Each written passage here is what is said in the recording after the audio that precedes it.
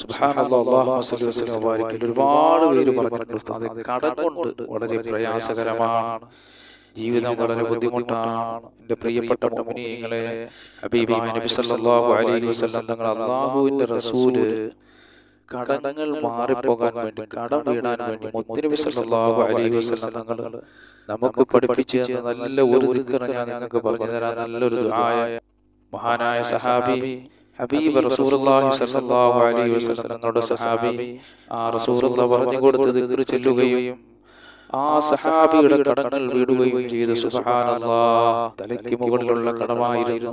അപ്പൊ കടങ്ങളൊക്കെ വീടാനുള്ളൊരു മഹത്തായ ദിക്ർ ഞാൻ നിങ്ങൾക്ക് പറഞ്ഞു തരാം. അതാരാണ് നമ്മളെ പഠിപ്പിച്ചു തന്നത്?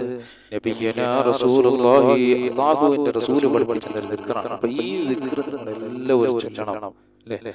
കടം മനുഷ്യനെ അസ്വസ്ഥനാക്കുന്ന ഒന്നാണ്. നമ്മളിൽ പലർക്കും കടങ്ങൾ കൊണ്ട് ബുദ്ധിമുട്ടുന്നവരാണ്, വിഷമിക്കുന്നവരാണ്. എങ്ങനെയാണ് നമ്മുടെ ജീവിതം മുന്നോട്ട് കൊണ്ടുപോകണമെന്ന് അറിയാതെ ചിലരിങ്ങനെ കടം പേടിച്ച് കുടുങ്ങപ്പെട്ടവരുണ്ട്. ചിലരാണെങ്കിലോ ആത്മഹത്യ ചെയ്യുന്ന. സുബ്ഹാനല്ലാഹ്, അങ്ങനെയുള്ള ഒരൊറ്റ പ്രവൃത്തി നമ്മൾ നിന്ന് വരാൻ പാടില്ല.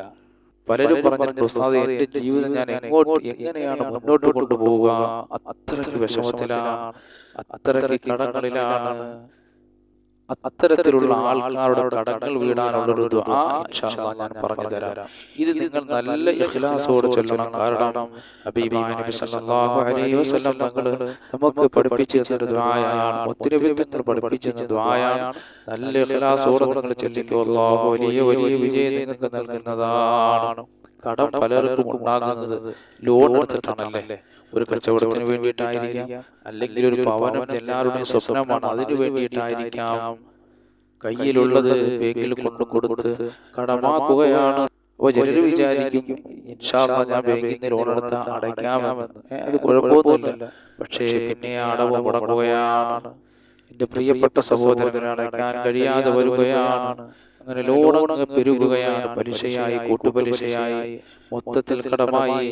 പിന്നെ അത് അടയ്ക്കാൻ ആളുകളുടെ കയ്യിൽ നിന്ന് കടം വാങ്ങുന്നു. പിന്നെ അവർക്ക് തിരിച്ചു കൊടുക്കാൻ കഴിയാതെ വരുന്നു.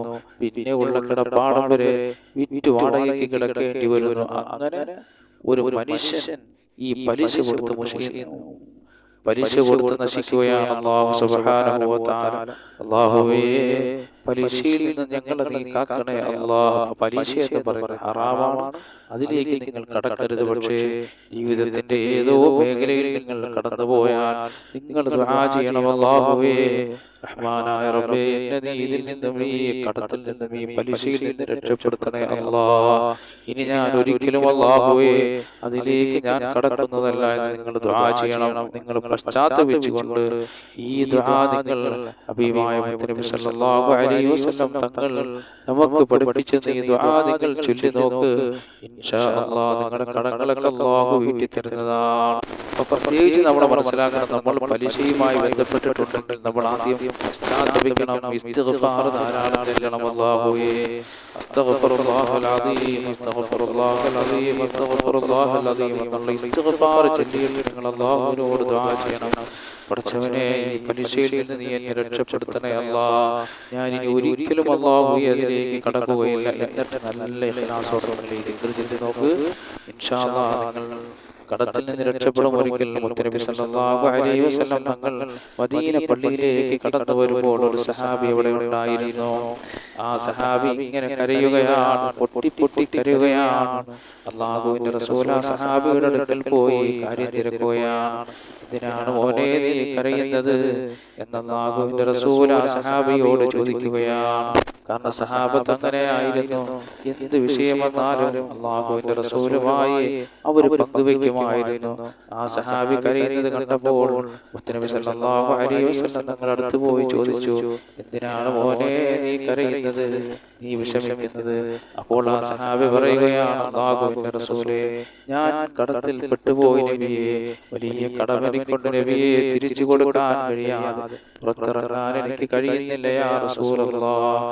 എനിക്കും എന്റെ കുടുംബത്തിനും വലിയ വേദനയാണ്. ഈ കടത്തിൽ അകപ്പെട്ട് ഞാൻ മരണപ്പെട്ടു പോയാൽ അല്ലാഹു എന്നെ ശിക്ഷിക്കുമല്ലോ, പടച്ചവൻ എന്നെ ശിക്ഷിക്കുമല്ലോ എന്നോർത്ത് ആ സഹാബി പൊട്ടിക്കരയുമ്പോൾ മുത്തനബി സല്ലല്ലാഹു അലൈഹി വസല്ലം തങ്ങളുടെ ദുആ പഠിപ്പിച്ചു കൊടുക്കുകയാണ്. സുബ്ഹാനല്ലാഹ്, നിങ്ങൾ നോക്ക്, എത്രയോ പേര് നമ്മൾ പത്രമാധ്യമങ്ങളിലൊക്കെ കാണുന്നതാണ്. കടം പെരുകിയിട്ട് ആത്മഹത്യ ചെയ്യുന്നവരുണ്ട്. എൻ്റെ പ്രിയപ്പെട്ട മുഅ്മിനീങ്ങളെ, അങ്ങനെയൊന്നും ഒരിക്കലും നമ്മൾ ചെയ്യാൻ പാടില്ല. അല്ലാഹു സുബ്ഹാനഹു വ തആലയോട് ഇഖ്ലാസോടെ നിങ്ങൾ പശ്ചാത്തപിച്ച് മടങ്ങിയിട്ട് പലിശയുമായി ബന്ധമുണ്ടെങ്കിൽ അതിലെല്ലാം വേർതിരിഞ്ഞിട്ട് നിങ്ങളുടെ റസൂലുള്ളാഹി സ്വല്ലല്ലാഹു അലൈഹി വസല്ലം തങ്ങൾ പഠിപ്പിച്ച ഈ ദുആ നിങ്ങൾ ഇഖ്ലാസോടെ ചൊല്ലി നോക്ക്. അല്ലാഹു സുബ്ഹാനഹു വ തആല നിങ്ങൾ പോലും അറിയാതെ അല്ലാഹു കടങ്ങളൊക്കെ വീട്ടി തരുന്നതാണ്. അവർ മുത്തനബി തങ്ങൾ ആ സഹാബിക്ക് ഒരു ദുആ പഠിപ്പിച്ചു കൊടുക്കുകയാണ്. കാരണം ഈ ദുആ പഠിപ്പിച്ചു കൊടുത്തത് ഹബീബായ നബി തങ്ങളാണ്. ഈ ദുആ കടക്കണിയിൽ അകപ്പെട്ടു പോയവരെ ഒന്ന് ചൊല്ലി നോക്ക്.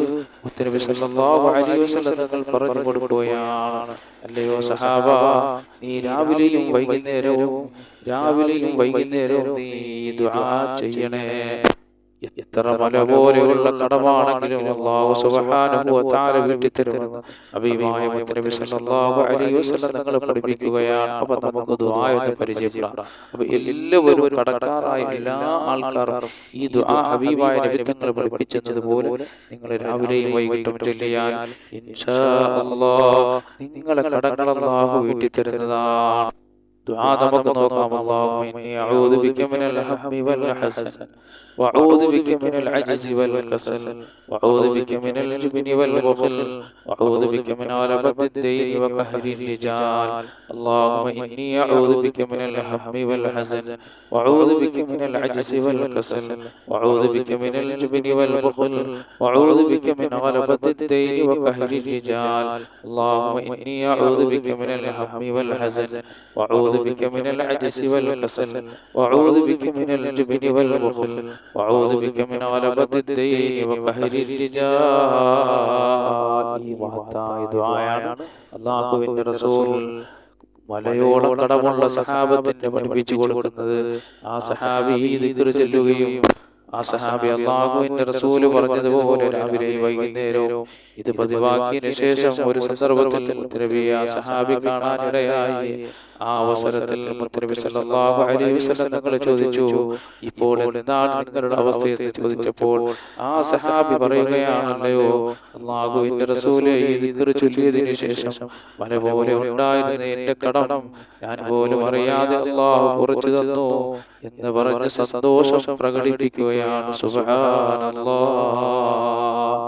എന്റെ പ്രിയപ്പെട്ട മുഅ്മിനീങ്ങളെ, എത്ര കടമുണ്ടെങ്കിലും അല്ലാഹു സുബ്ഹാനഹു വ തആല അത് വീട്ടി തരുന്നൊരു മഹത്തായ ദിക്റാണ്. അല്ലാഹു സുബ്ഹാനഹു വ തആല നമ്മുടെ മജ്ലിസിൽ അല്ലാഹു ബറക്കത്ത് ചൊരിയുമാറാകട്ടെ.